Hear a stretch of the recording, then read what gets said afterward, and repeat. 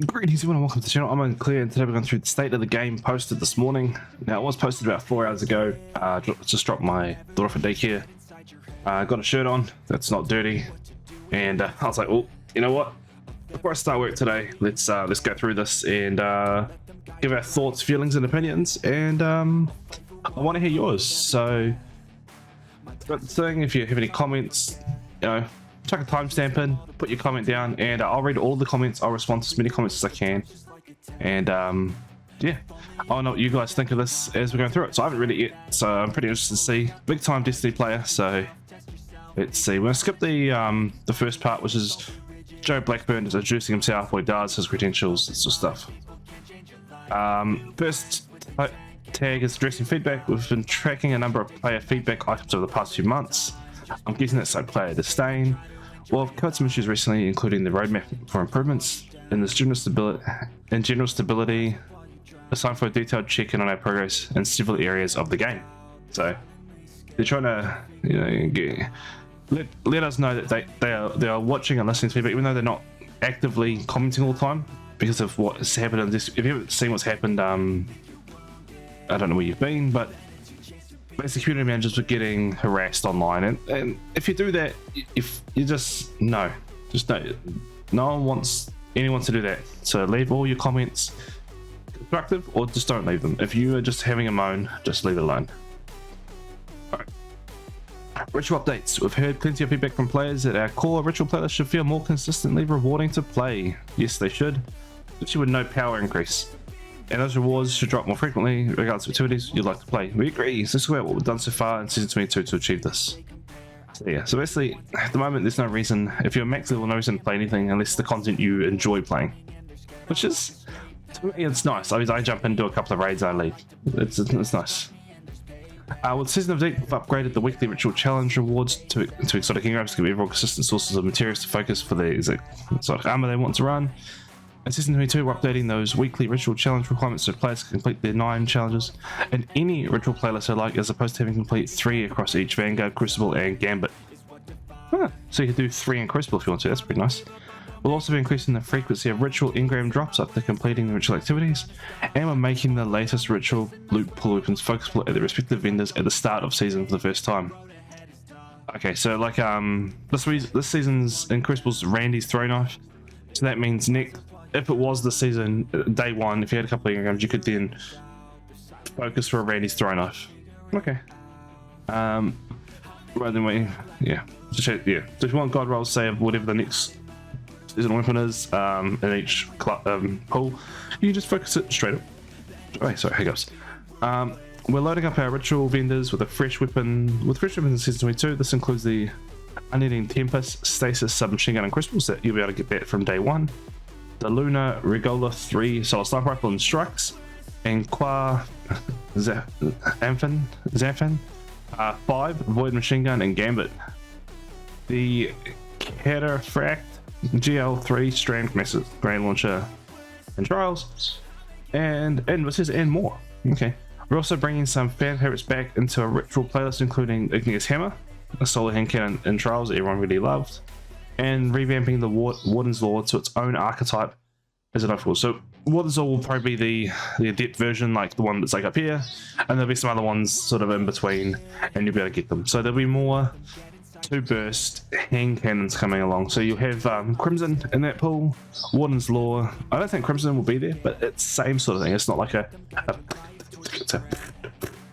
so you know, we'll see how that goes. Guardians vs Guardians. Thanks for the hard work of multiple teams, we've delivered several additions to PvP over the last few seasons, which in that sentence right there, I'm not going to read any further on. I think they've made changes, but it's not the changes the community wants to see. This includes the launch of Competitive Division, which it's cool, but no one cares. Multiple new game modes. Yeah. A revamp of Trials of Osiris, a new competitive and Trials rewards. Yeah. Variety and matchmaking improvements, new rotated playlists, PvP weapon tuning, and several quality of life improvements, and more. I think that more is probably one more thing. I can't think of what it is at the moment. However, we know hardcore PvP players want more maps. fewer cheaters, and an ever-evolving meta that feels good to compete in. I will talk on maps. Everyone wants maps, right? Everyone wants maps. People want close quarter maps with peaky corridors. That's what people want. But when we had that, people didn't like the shotgun rushes, so they give us bigger maps. And you're like, I don't want big maps. So we get a medium map, and it was like, oh, we're using pulse rifles. I don't think you'll ever satisfy a community by just giving them new maps. We have like 20 maps in the game or something stupid, and only 2 of them are probably any good. So more doesn't necessarily mean better. I'd say more consistently competitive maps would be better. Because just having lots of crappy maps is just having crappy maps. Like, it doesn't matter how many you have, they're still crappy and no one wants to play on them. A distinction if you're a sniper and a pulse rifle player, it's actually really fun to play on. Where Anomaly, if you play like that, is horrible. You get shotgun rushed and shoulder charged every 5 seconds. So yeah, I don't think the maps are the issue. I think it's the way we play is the issue. And the way we play is based on what map we're on. And people like myself, I mean, I stick to one weapon. I use palindrome and a shotgun, and I just make that work. And sometimes you get stomped by players using pulse rifles and scout rifles. It's just the way it is. But having more maps doesn't necessarily mean better content. So it's a weird line to dance on. I think we need to have some, let's say, veteran competitive players.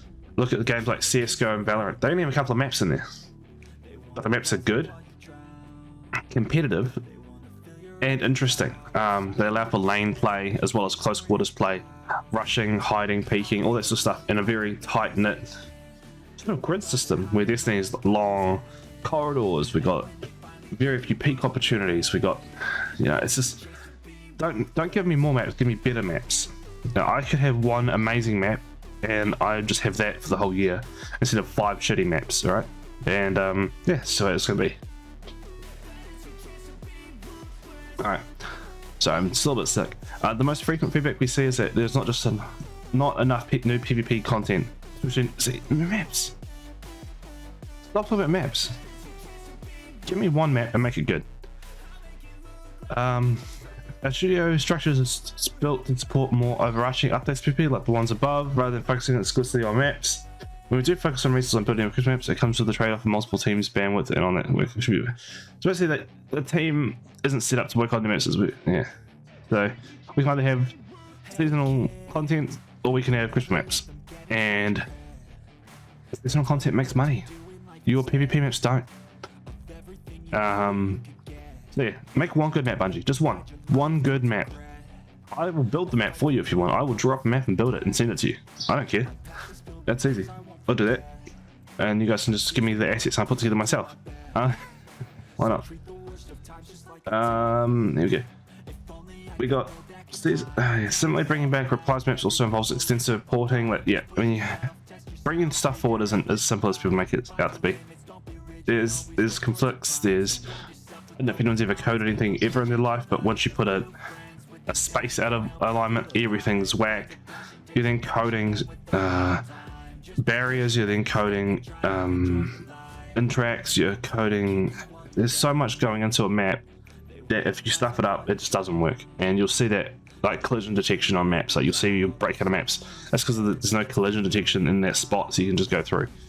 And with a game as big as Destiny, I can imagine it being very hard to pull off. But yeah, just make one closed map, big walls around it, put a skybox above it, and just put it in the last city so you can just have a blue sky because Travel's not there anymore.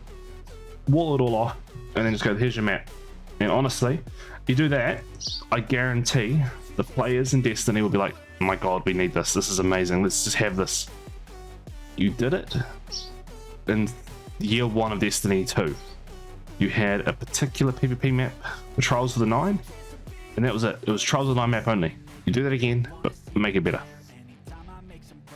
But with that said though, we have some exciting content coming to PvP this month that several teams have brought to life, as well as an update on advances in game security, combat cheaters, preview upcoming similar check clips, and more details next week on how the general. So next week we'll get more PvP stuff.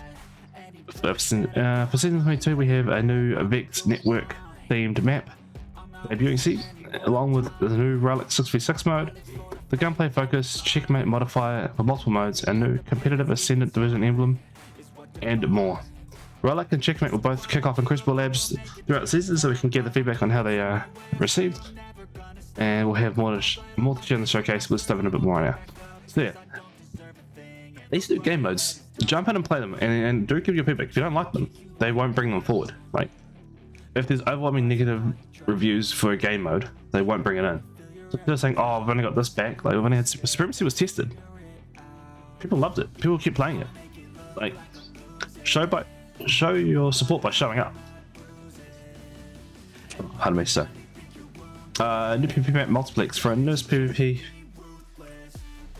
battlefield. We wanted to create an asymmetric map using a Vex environment as backup that could work well for multiple game modes. With the Vex network plays such a crucial role in the story during Lightfall's year, we now felt it's the perfect time to deliver this map. So if this map is like what I was saying before, a linear boxed-in map that has some length but real close quarters, real good peeking situations, and real good verticality, this will be more well received than getting 4 shitty maps. And anyone disagrees, you're just wrong. As someone who plays Valorant, they release what, 1 map a year. It's 1 map, they release it, people love it, or they don't, and then you know it's worked on hard, and it has those opportunities being outgunned, and it's awesome.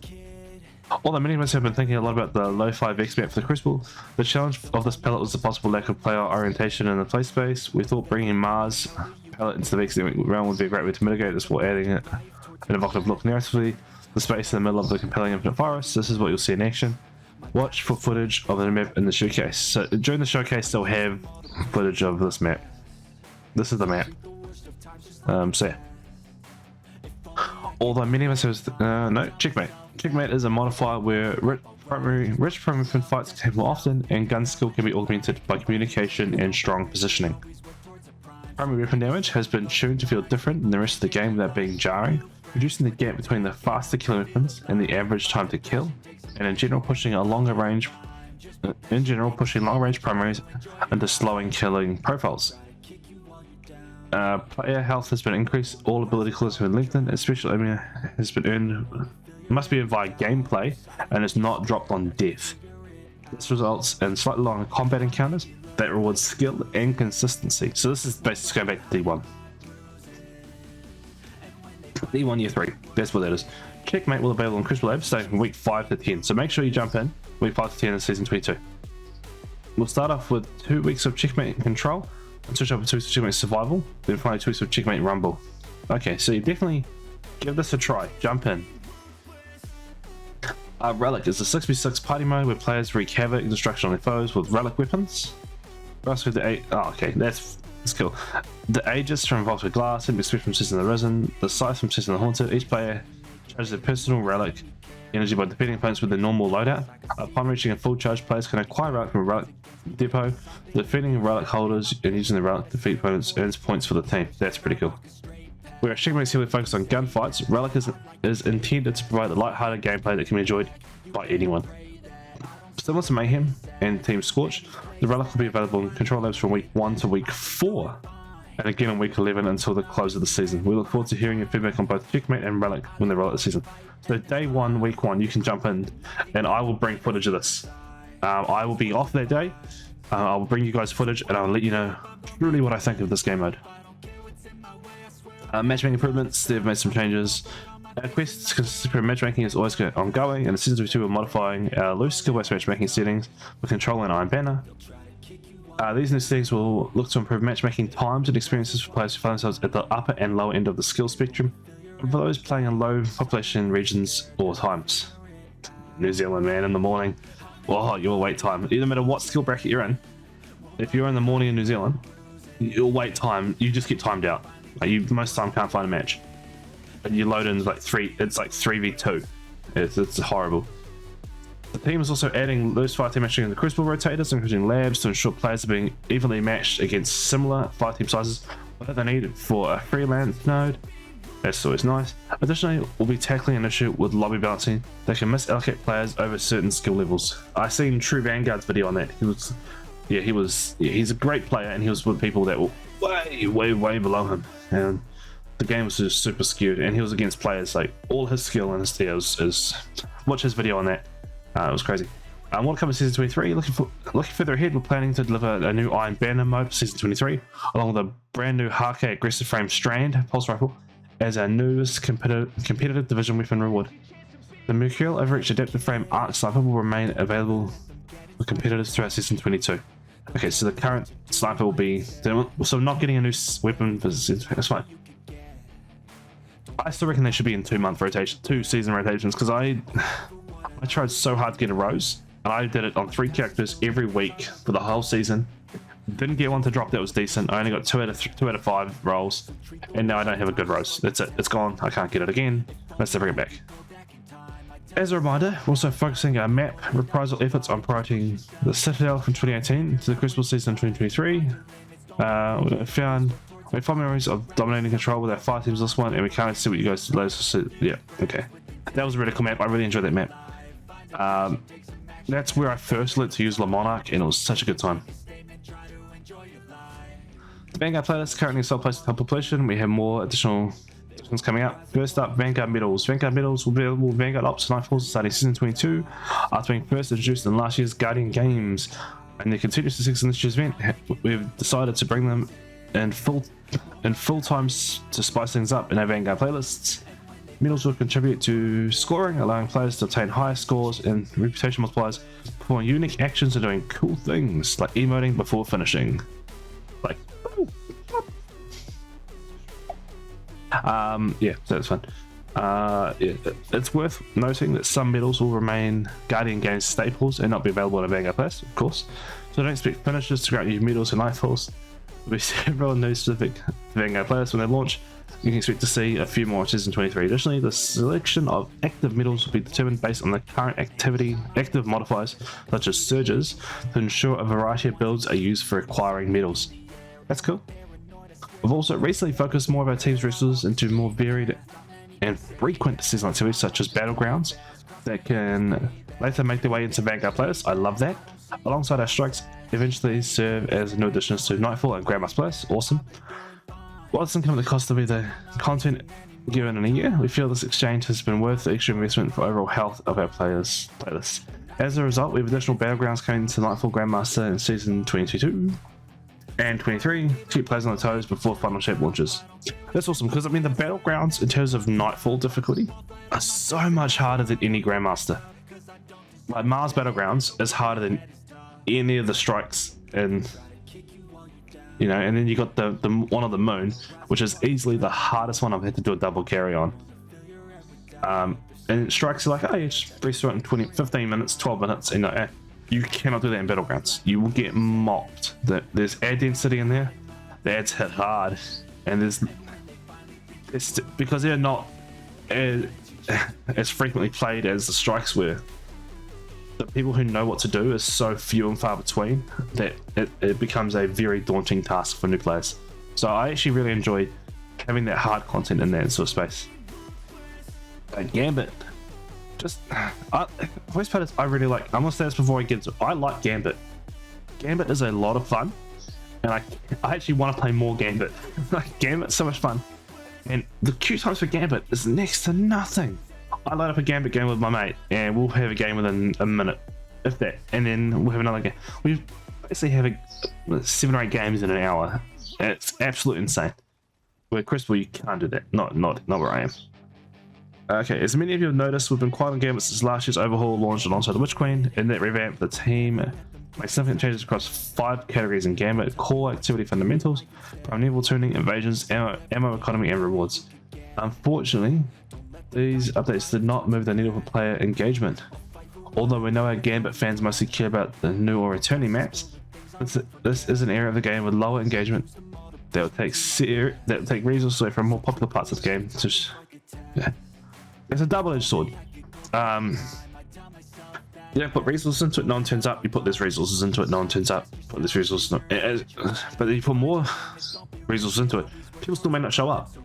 They're like, do I spend all this money? Do I spend this time investment? Do I spend all this money?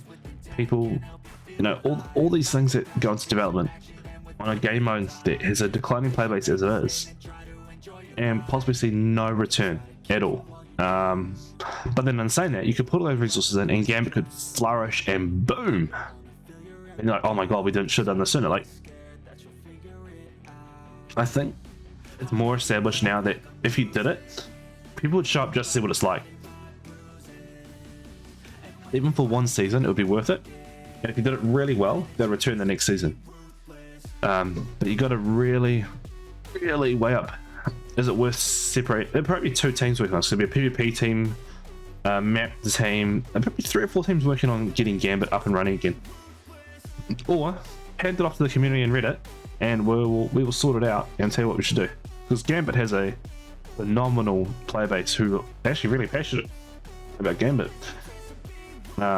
So yeah, while we don't have plans to dedicate more resources to significantly transform Gambit, we do have a few updates planned for this year, as well as the final shape. These include porting Theodore Scars map, Build Dream settings into Let's Jujutsu, as well as adding Shadow Legion and Lucent Hive.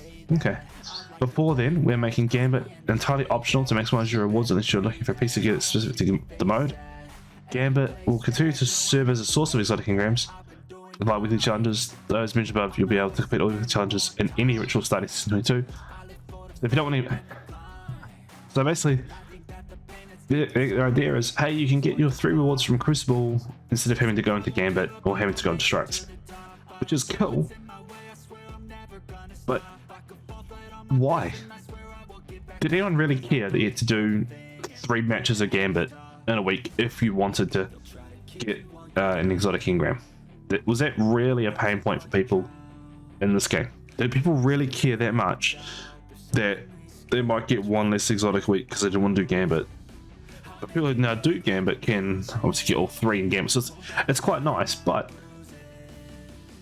making new players jump into Gambit, and it sounds horrible, but it gives them a taste of what Gambit could be and currently is, and that's what you want. You want people to test all aspects of your game, and saying no, you don't have to is like, well, why? Why are you not letting me test all this? Why? What's so poor about these aspects of your game that you want to take rewards from and put them into other categories? So yeah, I think that's a silly thing. Also reducing the number of games, so less Gambit seasonal challenges, suppose on inspect modes. Yeah, we're adding 5-team matchmaking to Gambit, replace freelance node. Okay. See, to me, it feels like they're just failing Gambit. Gambit is like the Hunchback in 300, you know, just being shunted to the side and outcasted. Alright, armor set rewards. A long time ago, we shared a plan to address concerns on reward balance. Players have pointed out that we didn't release a new armor set for ritual players. Vanguard Crucible Gambit were Lightfall as previously called out in our yearly release schedule. Delivering ritual armor sets at the rates we have in the past has become increasingly challenging, especially considering these sets have historically low adoption. As players both base sets armor yeah, it's because they sucked. And I'll say this right now, because there's no sunsetting, you'll have seen a lot of my builds on my channel. Most of them are 100s and they're all from old armor.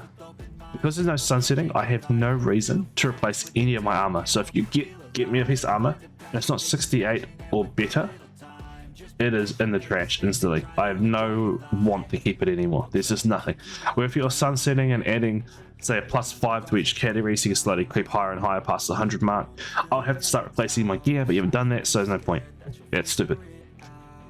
At this time, we're amending our delivery plans for how often we refresh those sets, and will no longer be crafting a new set for every expansion. However, we are prioritizing delivery of a new ritual armor sets alongside the final shape to infuse some new looks you'll be able to show off from your time in the Vanguard, Crucible, and Gambit playlists. We also have a new armor set for Trials of Souls releasing in just a few short weeks. Here's a preview of the Titan armor set coming with season 22. Well, nah, it looks ugly. I don't like the helmet. I gotta say this. I'm a Warlock main, and they either nail the helmet, and the helmet's fantastic, or they nail the cloak, the chest piece. There's never a set of armor where the cloak and the headpiece look awesome together. Like, it's crazy. Some stuff on security. Security works to prevent cheaters from ruining the experience of legitimate players, whether directly in competitive PP or in activities by boosting, making new banner accounts, bringing them into in-game like trials. Here are a few things from 2023 that we can share with you about ongoing mission players. I don't really want to go into this. It's just there is no. They're chasing them now. There's definitely taking more action than they normally have, but it's a free-to-play game. People will always try, and there's money's been made, so people are always going to do it. It's as simple as that. If cheaters made no money, they wouldn't do it. So if there's money being made, they'll do it. So taking all this and making all the changes you want, people will always find a way because it makes them money. And the community are to blame for that as well, because you are paying for these services. Stop paying, they'll stop showing up. And you can clip this part and send it to Glad or to Jake, and he will agree. I can almost guarantee it. If you see to Jake, if people stop paying for cheating services, will there still be cheating services? He would reply no, because there's no money in it, so why would they do it? But you guys pay them, so they do it. So just don't pay them. Just don't pay cheating services. And people will stop doing it because there'll be no money in it for them. That's crazy. Alright, with stability updates. The stability to service is the foundation of the experience. If the game is down or you're getting kicked out of activities, everything else is irrelevant. In late June, we provided an update on game stability and the steps we were taking to make the game experience smooth and reliable. That did not work.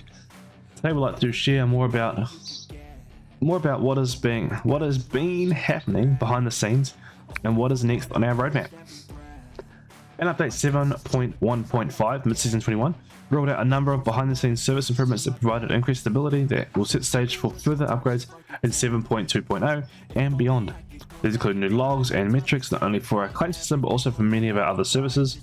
We also made major improvements to monitoring dashboards, which gives Bungie Network players clear and greater visibility into these systems, allowing them to detect, escalate, and diagnose problems more quickly. We also detected and fixed the bug with the sign-on system before it was able to cause any issues for the player population. Using the new logs and detections, we are able to confidently make several early fixes to claims and server messaging in 7.1.5.1 that might otherwise have had to wait until next season to be resolved. Working with the Bungie Network Operations Center, we're also working on processes improvements to develop monitoring and escalations on all focused on making Destiny's online experience reliable, predictable, and quick to recover things if ever go wrong. Whew, that's a big sentence. Moving towards 7.2.0 or season 22, we're beginning to do internal chaos testing using the new code we added, and we are already using that data to make improvements in the 7.2.0 update, as well as to verify current fixes we have planned for the season. As we do this work, we aren't just focusing on the claim system outlined in our roadmap. Efforts will also cover stability across all 50 plus services to help make Destiny 2 run. These include taking a close look at our load balancing code, service to service communication code, internal message process pipelines, and more. Whew. As 7.2.0 is focused on detecting and fixing current stability issues, the theme of 7.3.0 season 23 launch will be helping to protect us against stability issues that might occur in the future. Work here will focus on systems like auto recovery, making sure internal systems are healthier, and further isolating systems from one another so problems in one area are less likely to cascade into other issues in other areas. We want our players to have the best possible experience, and we view our work with Destiny service as a long-term project that we continue to set beyond season 23 and into the future. Oh, that's a lot. This area is really cool too. Such a cool area. I went there once and I knew them back. Seasonal structure. As mentioned back in February, we've been working behind the scenes to shake up the seasonal pair.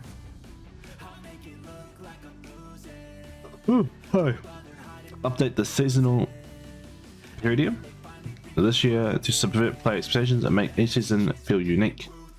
We know our players are looking for more variety and repeatable seasonal activities, and more than anything, we want to constantly surprise everyone with what comes next in each season.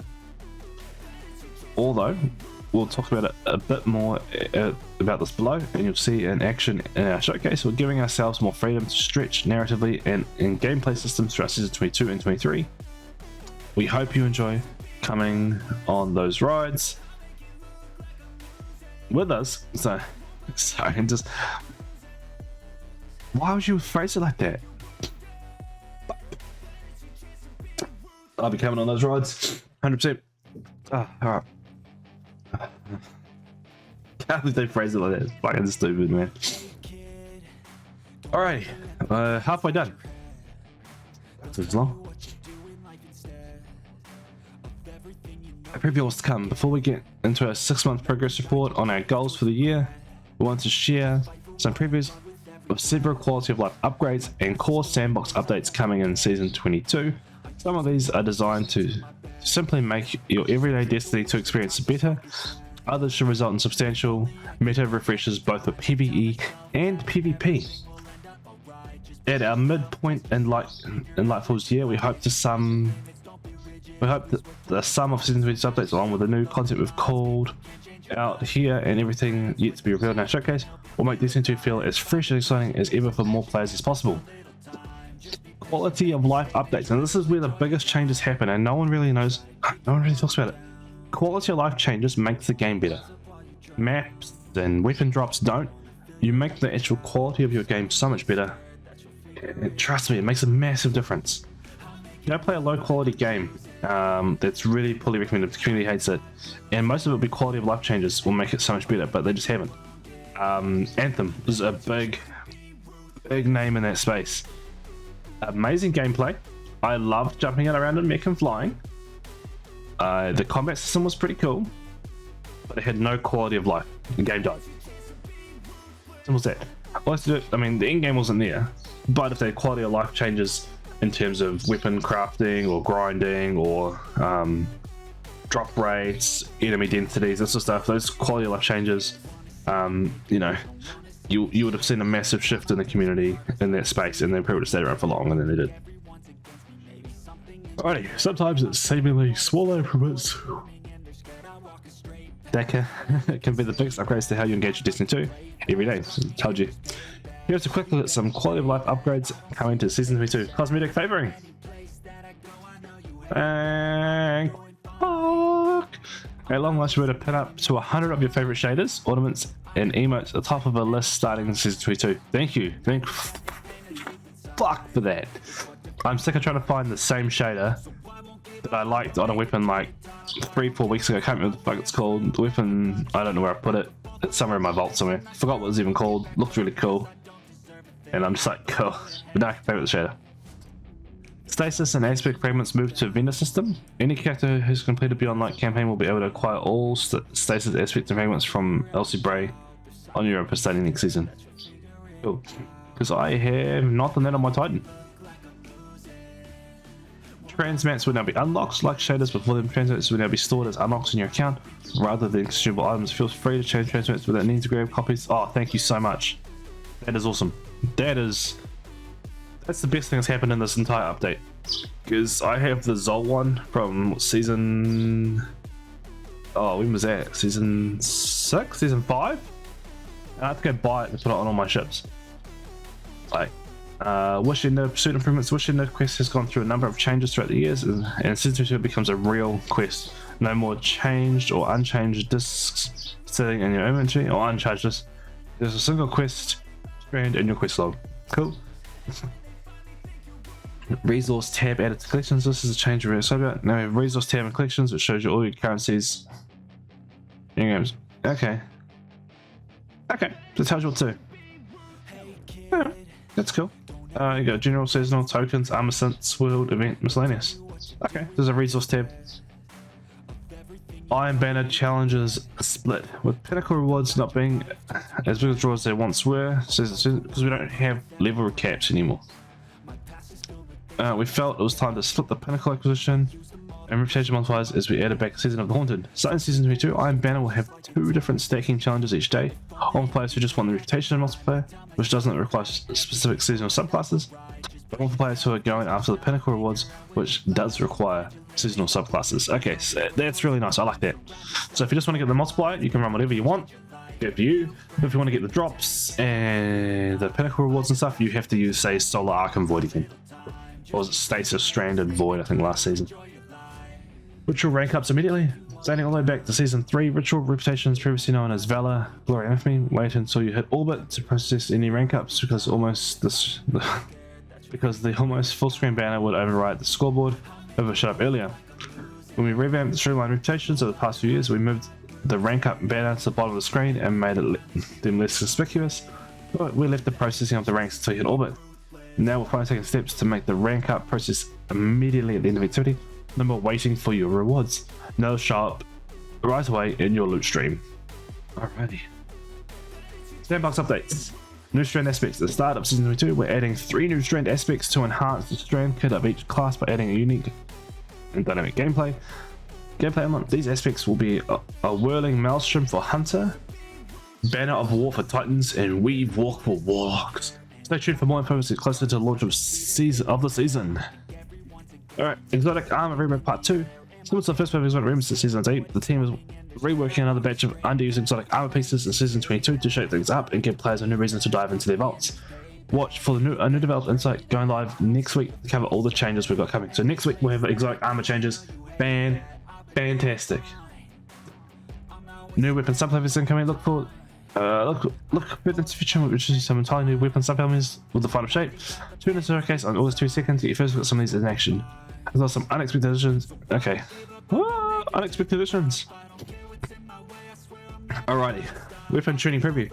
If you didn't catch last weapon tuning, you might not know that a substantial shake-up coming to weapons in Sandbox in Season 22 in the form of decoupling damage from range. We'll share more details upcoming weapon balance update, but for now the high-level goals are to reduce the variant in the optimal engagement ranges for our mid-range weapons, autos, pulses, and hand cannons. Slightly reduce the average engagement range and crucible by pulling the maximum damage fall off distance from enemy weapons. Yeah, so you'll basically just see people bringing close. So you'll probably see more shotgun rushes. I'm gonna be honest. That's what's gonna happen again. I'm calling it now. You'll see way more shotguns in Crucible again. The reason we don't see so many now is because you can pulse them down. Range is being nerfed even by a couple of meters. Like, the couple of meters makes a massive difference, man. We can close the gap so quick on every class. The couple of meters makes a huge difference. And we have long range maps, so you'll see way more shotgunners. You'll see way more focus fights on the map, which will be quite fun. That's the way I like to play, so it'd be nice for me. We'll also hand tune our smallest of exotics and special weapons in the intention of keeping them near where they are in the live game, as opposed to allowing them to receive outsized buffs or nerfs. With these overarching changes, we'll share the info on that oncoming weapon preview article as well. Okay. In addition to this, we have a lot of other things to look forward to in Season 22. This is not a comprehensive list, but we want to give you a sneak peek. Hand cannons will see increased reload speeds and PvE damage buffs against minor and major enemies. Fantastic. Sword full power heavy attacks will be usable with any non-zero amount of sword energy. And Sword Guard has been buffed in several areas. Touch and Malice is getting some tweaks we think players will enjoy. I haven't even got the killers for that yet. Perks such as Bipod, Assassin, and Under Over will become much more useful in Season 22. Watch for the full breakdown later this month, which is fantastic because at the moment I have an Apex Predator with that on it. And I really want to know if it gets any better because at the moment you can't even kill yourself with a single rocket into the ground. They have goals for the year. There's a lot of goals here. They want to enrich the content. Okay, this is okay. So there's a little bit to go. Alright, okay. Bringing challenge back to Season 2, although we're a bit uneven. I skipped the first one, don't I? I did. Okay, number 1, expand players' imaginations. In Lightfall and Season of Defiance, we transformed many of the ways players typically interact with the game, from core systems and build crafting and overhauls to streamline seasonal currencies. With Season 8, we replaced the typical vendor upgrade model, introduced a new deep dive activity pressure trials, which represent fresh experiments for Destiny 2. That we believe are worth the investment. While there's always room for us to revise and improve, the community response has reinforced that we're on the right track. With the norm-breaking efforts like those, we're rolling out something very new and different in Season 23, so not Season 22. Now, without spoiling anything ahead of the showcase, our next season will be heading into creative territories we've never explored before. We're changing some things up in a big way, including seasonal progression, with an all new mechanic, all be revealed on August 22nd. Taking a step back to examine the overall narrative for the year, the team is laser focused on ensuring the connective tissue and our storytelling between season 20 and 23, and the final shape. Oh, and the final shape is more impactful than last year's seasons we're leading up to in Nightfall. We're taking the feedback to heart and loading the show up with important moments designed to capture players' imaginations and move the saga forward with each beat. We've already proven this out in Season 8 with revelations of the Witness origins, substantial lore drops throughout the season in Niamuna, and the implications of where our Guardians go from here after the final mission's cutscene. We know there are some who have preferred the experiences of those stories during Nightfall's campaign. With those players in mind, we believe that the totality of this year's narratives will set the stage for final shape in ways that a single story beat never could. And to put concerns to rest right now, the final shape in its raid will provide a climactic conclusion, light and darkness saga, before we get to look ahead at what comes in. Okay. So final shape in a raid is boop. That's a conclusion. Other shit will happen throughout the year. Cool. Alright. Bringing challenge back to Destiny 2. Although we're a bit uneven at this one start of the year, we feel we've achieved this goal after making additional tweaks. Based on general feedback, Lightfall's launch, with enemies in Niamuna still pack a punch regardless of your level, players have been able to steadily climb in power to take on more difficult challenges that they may have a tough time with earlier in the year. Due to the absence of a power level capping, so basically we don't power, things become a bit harder, they can change it. Following the success of these changes, we're confirming today that we also won't be raising the power cap in Season 22. We've seen a ton of positive feedback on this decision from players who appreciate being able to play at their own pace, rather than feeling compelled to chase pinnacles each week. Of course, there's still plenty of activities where power is crucial, including Master, Raid, Dungeon content, Legend and Master Nightfalls, Grandmaster Legends, Master Solo, Lost Eaters, and Trials of Osiris. This will still be the case throughout Season 22. Artifact power will still be as important as ever. Well, artifact power doesn't affect Trials, that won't. For those craving an even tougher challenge, we've raised the bar on Grandmasters, Nightfall to the season, with the first Cybers Battlegrounds GM, which will make an additional appearance for the end of the season. Those who get a chance to take on the first time as usual, we'll continue to monitor feedback and add more Battlegrounds to the Vanguard Nightfall GM scheduled later in Nightfall this year. Honestly, that was a fantastic GM, I loved it, and I do carries on this, so if you need help, let me know. Alrighty, enrich our content based on the feedback throughout the year, of which Queen we know players wanted more exotic missions that community would discover on their own. We've also heard the requests from long-term players for the return of previously released exotic missions that our team absolutely loved creating. We got to work and answer the call. In Season of Defiance, we delivered the Avalon exotic mission with the Vex Caliber as its prize, and for those who discover the path into the Vex network, Season of the Deep. Anyway, Season of the Deep, we brought the Whetstone exotic mission to deep divers in search of the new Wicked Influence Scout Rifle and its catalyst. And in just a few weeks, we'll bring back some Destiny content we've ever made with a new exotic mission rotator starting on day 1 of Season 22. The rotation will kick off with the return of Presage to offer a new avenue for players to earn the DMT, which will also be craftable first time. After that, Vox Obscura and Operation Seraph Shield will join the rotation, offering up respective craftable exotic weapons and Careless as well. We have much more details on what to expect from the exotic missions rotator coming out this week in Destiny blog. Vox Obscura and Operation Seraph Shield. What's that? I can't remember what these two dropped.